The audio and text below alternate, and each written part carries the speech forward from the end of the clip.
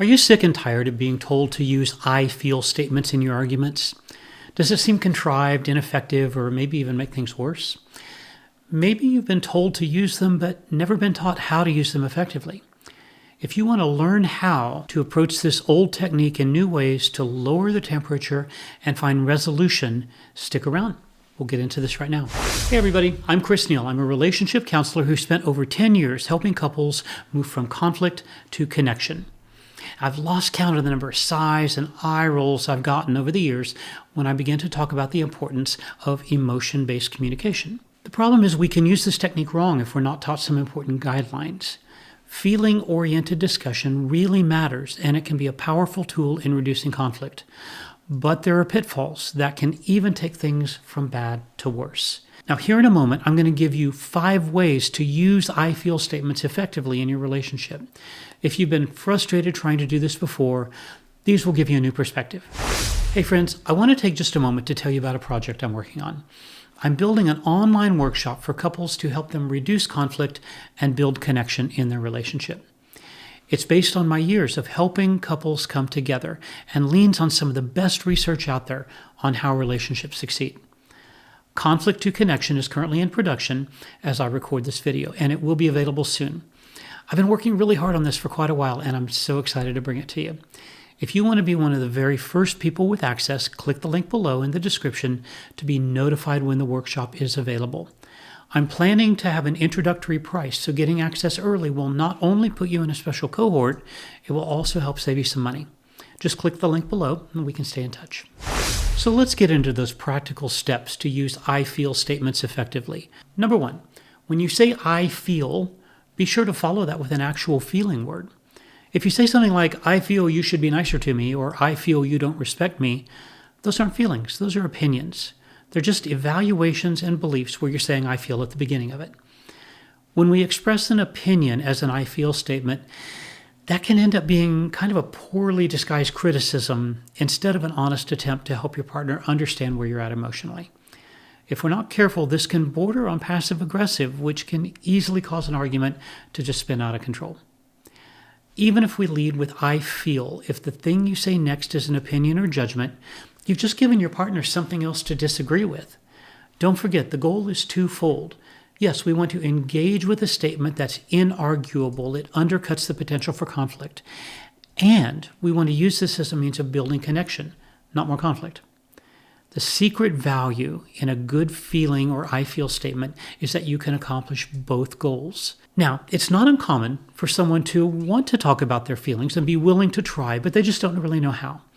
Maybe it feels foreign or uncomfortable, or maybe they just don't have an expanded affective vocabulary, a list of terms to describe your emotions with clarity and nuance. There's nothing to be ashamed of if you struggle with this. It could just be this wasn't valued or taught in your family of origin, and you've never been faced with a need to improve on it until now. Confusion or insecurity about describing one's emotions is far more common than you may realize. To help you out, I've compiled a list of feeling words to help you get started. Think of it as a reference guide that you can use to build your own expanded affective vocabulary. I've included a link in the description down below where you can download the list for free. I suggest you print it out and keep it somewhere handy for when you need it. This is a great reference to have when you're in a conversation with your partner, and it helps you prime the pump a little bit on finding feeling words that really describe what's going on inside of you. Number 2, intent matters. If you bring the proper mindset to this technique, it can change all kinds of subtle things that add up to make a big difference. It reflects a basic approach that emotions can help us build curiosity, empathy, compassion, and connection in our relationships. Approach your feeling statements with a genuine desire to build understanding and closeness, and you'll have a powerful tool to help reduce conflict. Number 3, delivery matters. When you get your mind wrapped around number 2, intent, you're on the path to making your I feel statements in ways your partner can hear and interpret productively. Do you know what percentage of emotional communication is perceived through the words that we speak? Believe it or not, only 7% of emotional communication is perceived by the words we choose. The other 93% is factors like tone, volume, and body language. Now, on this particular issue, the 7% that's conveyed by word choice is pretty darn important. But you can get every single word right and still only be 7% home in terms of building effective communication.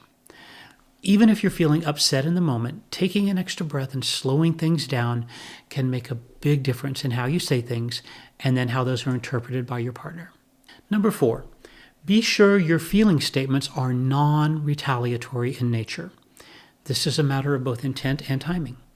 If your partner says something like, "I'm feeling hurt and frustrated," you may want to respond with, "Well, I'm really mad." While that may be true, and you're absolutely entitled to that feeling, remember, emotions are inarguable. We want to think about what's going on relationally here. Now, to begin with, the time to offer up your own "I feel" statement is really any time other than when your partner has just given you one.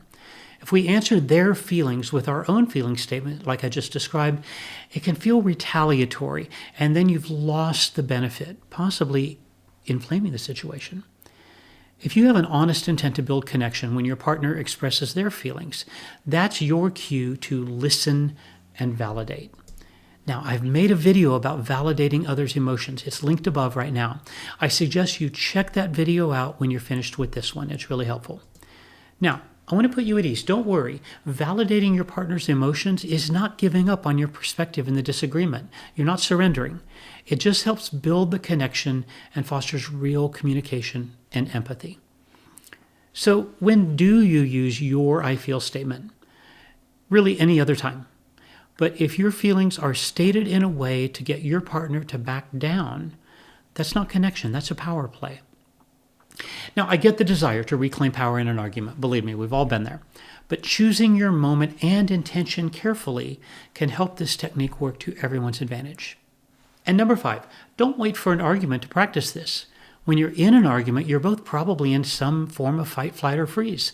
When you're in that state, the rational part of your brain tends to go offline, and what I call the caveman brain kicks in.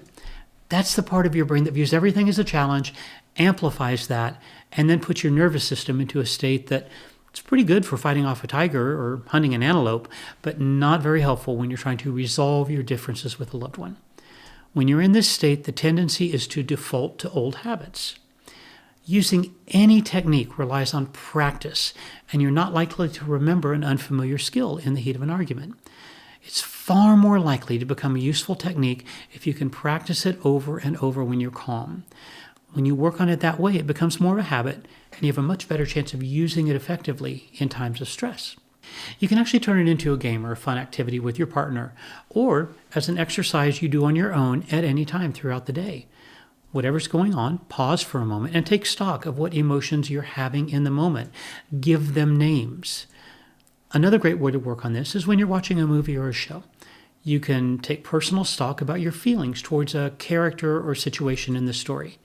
You can either do this as a viewer external to the story, or it can be fun to imagine yourself as a participant in the story itself. When you're taking a feeling inventory in the moment, even if it's just in your own mind, challenge yourself to find new words to describe those feelings more fully. This is where the list I've offered for free can be helpful. Stretch yourself to get out of good, bad, happy, sad to describe your feelings with more depth and nuance. It takes practice, but when you become more attuned to your own feelings, learn to describe them more clearly, and understand how and when to use those feeling statements, guys, this can be a game changer, and it can alter the tone of your interactions with your partner for the better. It can help you reduce conflict and build connection. Okay, friends, that's it for today. If you found this helpful, please do comment, like, and subscribe. These really help the channel reach others who may benefit from the videos. Thanks for being here, and until next time, be well.